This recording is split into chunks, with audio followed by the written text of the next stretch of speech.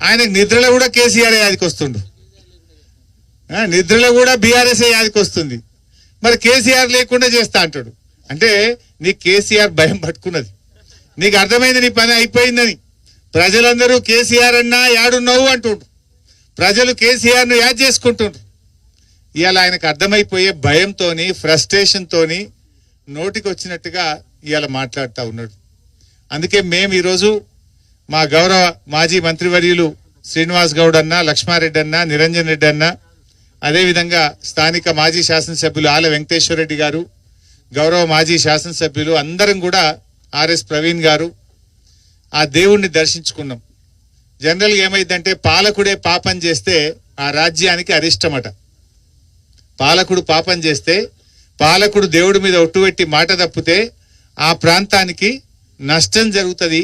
ఆ దేవుడికి కోపం వస్తే కురుమూర్తి స్వామి ఎంత మంచోడో మరి పాపం చేస్తే అంత కోపానికి కూడా వస్తాడు. అందుకే ఆ దేవుణ్ణి ప్రార్థించిన మేమందరూ పోయి, ఈ ముఖ్యమంత్రి పాపాత్ముని క్షమించు, నీ మీద ఒట్టుపెట్టి మాట తప్పిండు, ఈ పాపాత్ముని క్షమించి ప్రజల్ని కాపాడు దేవుడా అని ఆ కురుమూర్తి వెంకటేశ్వర స్వామిని ప్రార్థించాం. ఎందుకంటే ఆయన ప్రాయశ్చిత్తం చేసుకోలే. బహుశా మొన్న వచ్చిండు ప్రాయశ్చిత్తం చేసుకుంటాడేమో, దేవునికి మొక్కి బయటకు వచ్చి తప్పైంది, నేను 15 ఆగస్టులోగా రుణమాఫీ చేయలేదు, ప్రజల్ని మోసం చేసిన, దేవుణ్ణి మోసం చేసిన అని ముక్కు నేలకు రాస్తాడేమో అనుకున్నా. నేను చేసిండు ఆ పని. పైగా ఉల్టా బుకాయిస్తున్నాడు.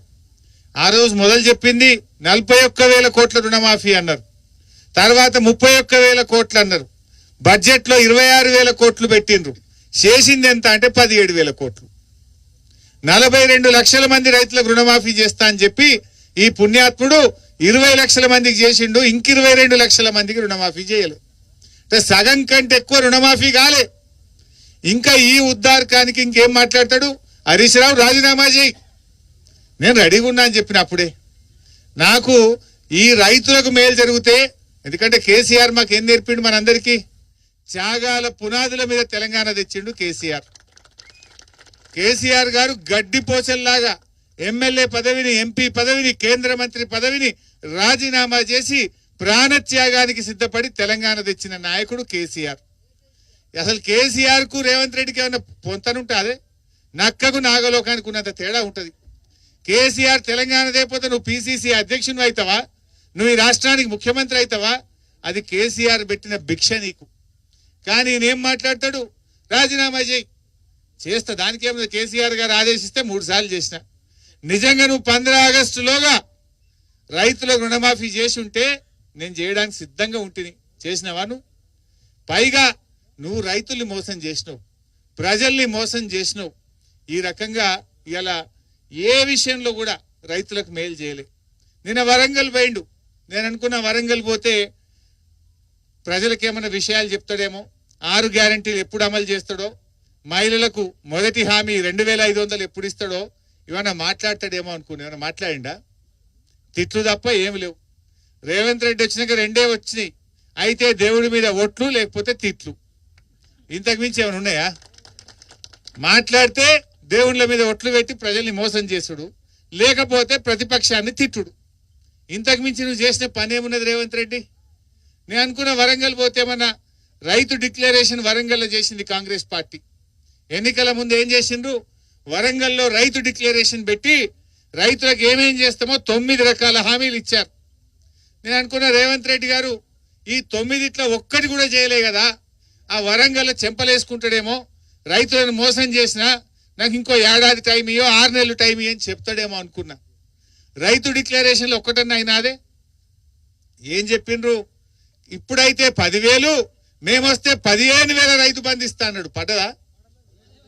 15,000? రైతు డిక్లరేషన్ లో 15,000 రైతు బంధు అని రైతుల్ని మోసం చేసిండు. రైతు డిక్లరేషన్ లో అన్ని రకాల పంటలకు 500 బోనస్ అన్నాడు, బోనస్ మోసం చేసిండు. మొదటి సంతకం రుణమాఫీ మీద చేస్తా, రైతులందరికీ రుణమాఫీ చేస్తా అన్నాడు, సగం మందికి కూడా చేయలే. కౌలు రైతులకు ఎకరానికి 15,000 ఇస్తా అన్నాడు, ఒక్క రైతుకు కూడా రూపాయి ఇయ్యలే. రైతు కూలీలకు 12,000 ఇస్తా అన్నాడు, ఒక్క రైతు కూలీకి కూడా ఒక్క రూపాయి ఇయ్యలే.